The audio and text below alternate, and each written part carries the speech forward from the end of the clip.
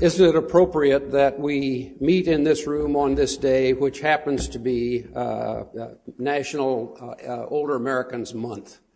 I think it's appropriate that this just happened to turn out on this day. And a reminder to you all, our friend Jackie Moore tells us that if you're not aging, you're referred to in the past tense. Okay? So it's a thrill to be with you this morning and to convey some of the progress that we've made. As you've heard this morning, and you'll hear it over and over and over again, in January 2011, just over a year ago, the first baby boomers turned 65. Beginning on that day, AARP estimates that 8,000 and soon growing to 10,000 boomers a day will turn 65 every day for the next 20 years. Communities across the country have recently taken steps to prepare for this age wave.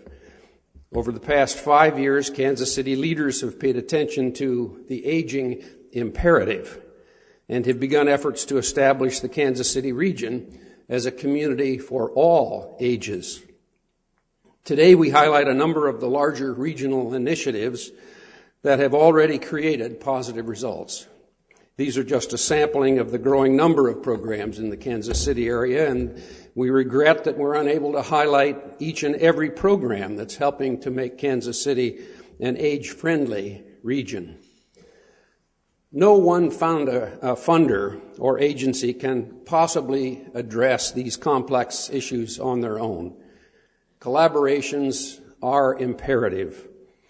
However, here in Kansas City, this focus was prompted by the Jewish Heritage Foundation's decision to focus on older adults for a 5-year period back in 2007. Listen to me, I'm aging, 19. Okay. The board of the Jewish Heritage Foundation decided recently to continue that focus for an additional 5 years through 2017. We would not be here had it not been for those decisions.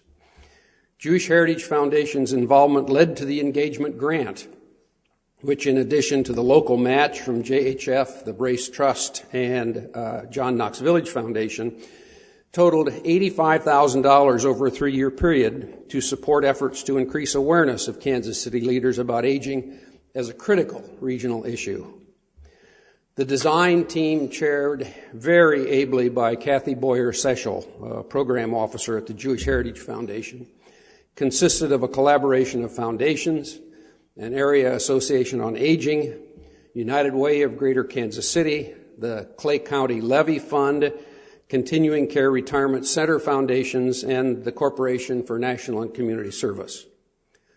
Heartland engagement has influenced approximately $2.3 million in the Kansas City area for grants to fund initiatives over the preceding 3 years during the engagement program.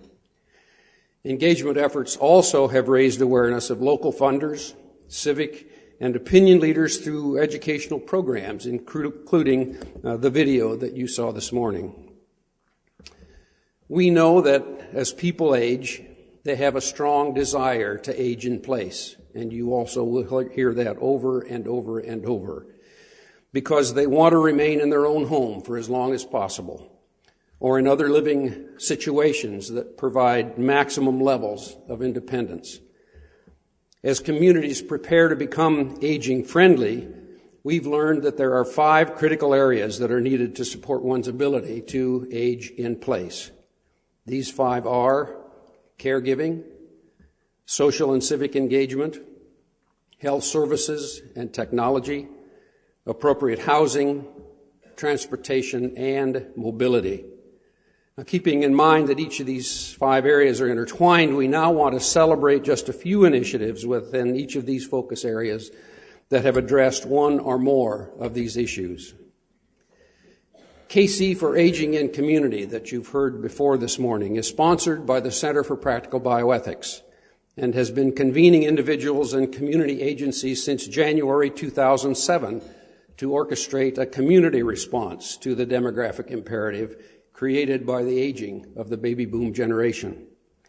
Work groups were organized around the 5 issue areas considered essential to a community that supports all ages. The website shown on the screen was launched last year, and we encourage you to visit this website, please. Over 50 organizations now are involved with this initiative. Here's an example. At age 83, Rita worries about things she used to take for granted, even just a few years ago. The widowed mother of 6 has only 2 children she can call on locally, but she hates to impose because they have busy lives of their own. How many of you in the audience are providing some level of care to an aging parent or a relative or a friend or a neighbor? Look at that. Just wait. Oh, I'm sorry. This is really embarrassing. I should have shut this thing off.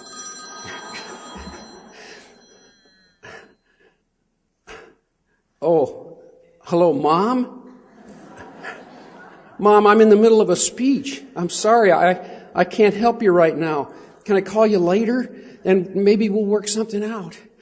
Oh, I'm sorry. Okay.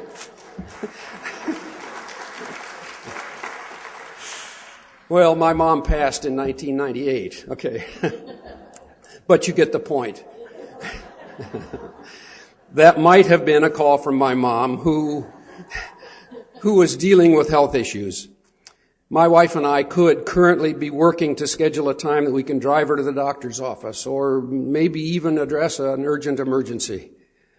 The scenario is being played out across the Kansas City metro every day, where 1 in 4 of us are caring for an aging relative, friend, or neighbor. Shown on the screen are a number of initiatives currently offered in Kansas City as a resource for caregivers, or to prepare and train those who want to become caregivers. Here are some facts on caregiving. According to a recent AARP report, 80% of older adults will age in place because they will not require long-term care in a nursing home or other places until the very last days of their lives. 69% of caregivers said caregiving for a loved one was their number one source of stress, and between 25 and 50% meet the diagnostic criteria for having major depression.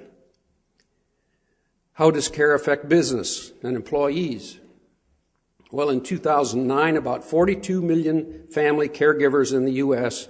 provided care to an adult who experienced limitations in daily living, and about 61 million caregivers provided care at some time during the year. In fact, we're told now that there's more time missed from work for caring for an aging parent than for caring for a child. The estimated economic value of this unpaid contribution was approximately $450 billion, up from an estimated $375 billion just 2 years earlier in 2007. Other than family and friends, who else is providing care? Unfortunately, we have an inadequate supply of trained caregiving workforce, and they have low wages, they have few standards or licensing to ensure the quality of their work. Communities nationwide are about to experience a surge in the population of adults over age 65, and that brings us together this morning. We have 40 million over the age of 65 today, but that number will increase to 72 million by 2030. Now, these seniors represent an extraordinary pool of social and human capital. We're looking at a different group of seniors who have been at the forefront of almost every social change over the past 40 years. And we can expect that these seniors will continue to be active and engaged more than any prior generation. How we respond to this sea change will determine the extent to which this precious human resource is leveraged. Organizations such as Shepherd Center are taking the lead to develop opportunities to engage older adults, to address civic needs, and to give them purpose as they invest their longevity benefit. Older adults as a community resource do have incredible potential. In fact, this group has been called America's last untapped natural resource. Here's another story. Sarah, age 80, has expressed to her family that she wishes to live a long life. And like all of us, she does not want to get old, frail, and dependent on other people. Most of us want to age well. Vigor to hospice. That's our goal. Hopefully avoiding all those nasty transitional stages of aging. But we know this might not be possible. We all know the huge amount of money that is spent on long-term care. And if people could stay at home for as long as possible, which is what most of us desire, this would result in substantial savings. But the concept of home-based care and services is barely even in the policy discussion. Future neighborhoods may not revolve around shopping malls, but around health systems centers. Think of that. Shown on the screen are a number of initiatives currently underway to better prepare Kansas City for higher quality of care. For example, 1 in 3 seniors will have a serious fall, too often resulting in being placed in a long-term care facility and maybe even leading to deteriorating health from which they cannot recover. Focusing on prevention and making the home safer will help older adults like Sarah stay in her home longer. And initiatives like the Fall Prevention Center are working to raise awareness to reduce the risk of falling. As we have repeated over and over, studies show that people want to live where they are for their lifetime. So here's another story. In 1962, 50 years ago already, 50 years ago, John and Mary moved into their new home. It was a 2-story house in a brand new development. Located in a cul-de-sac, they were sure their kids would have a great place to grow up. Plus, schools were located so John could drop the kids off to school on his way to work, and Mary could pick them up after school. It was their dream. But today, their children have grown and moved to jobs out of town. Now that house has more nightmares than dreams. The stairs have become such a chore that they have moved the bedroom to the first floor. And they are glad they built that extra half bath on the first floor, because the bath upstairs has a tub that's very difficult to use. The washer and dryer are in the basement, and it's a struggle to take the laundry up and down. They really don't use the top shelves in their kitchen anymore because they can't reach them. They have decided, finally, to meet with a remodeler to discuss universal design. Those are options that'll make their home a dream again. We sure hope this helps them because they don't want to move. You know that story. Greater Kansas City has a large inventory of homes that are split level and 2-story that provide opportunities for remodeling to make their homes safe and adequate for all ages. We're also seeing patio homes and other living alternatives emerge as the region seeks to have what people need and want. Transportation is a focus as we understand that people don't just stop driving. That may be the worst thing that can happen. In fact, a study in Cleveland, Ohio showed that seniors restrict driving in stages. First, they eliminate driving in bad weather. Then they stop driving at night, and they also avoid heavy traffic on the interstates. Finally, they limit their driving to only making right-hand turns. Okay? And when that too becomes too difficult, their driving ends. Here's another story. Miss B couldn't walk very far without getting tired, and in many situations she was afraid to drive. So she became an advocate for local transportation. At a community meeting, Miss B addressed one of the city leaders saying, quote, "The ride is great, but it isn't enough. I need help in getting the packages from the bus to my home." The leaders responded by partnering with the high school to allow students to earn community service hours helping seniors carry their packages from the bus to the house and more.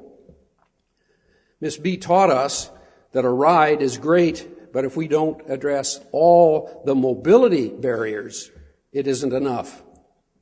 Shown on the screen are local initiatives that are helping us understand how land use, urban design, public policies, and codes can improve mobility. Services also are listed that are offering transportation to those no longer able to drive. By improving mobility and transportation, Greater Kansas City can become a community for all ages. This year, one of the greatest things that's happened, in my view, the Mid-America Regional Council has taken steps to elevate aging on the region's agenda.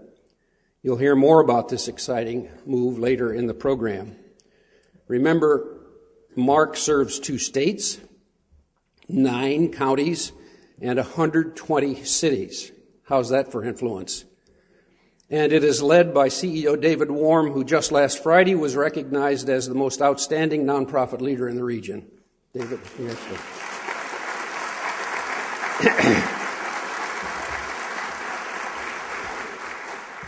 Mark will expand and partner with other regional initiatives that are working to make Kansas City a community for all ages.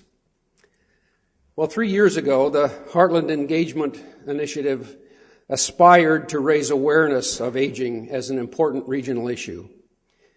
We believe we are achieving that goal. We haven't achieved it. We are achieving it.